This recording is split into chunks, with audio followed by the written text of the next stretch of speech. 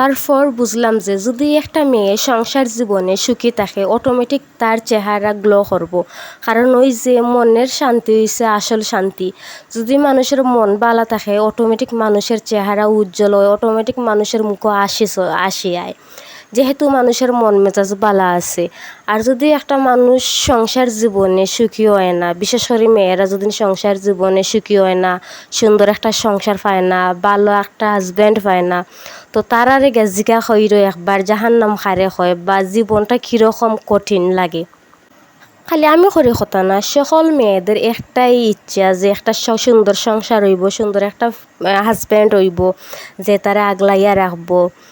মানুষে এর চেয়ে আর বেশি কিতা চায়? মনের মতো একটা হাজব্যান্ড পায়, সুন্দর একটা সংসার পায়, তাইলে মনে হয় যে দুনিয়াটাই জান্নাত। আর যদি কোনো মেয়ে গেফরে কোনো বদমাইশের আতো তো জাহান্নাম খারে হয় আর মরা লাগতো নাই, দুনিয়াতেই টের পাইব জাহান্নাম খারে হয়। তো সব শেষে একটা হতই হই মনের শান্তি আসল শান্তি। আর বালা একটা মানুষ পাইতো মনের মতো মানুষ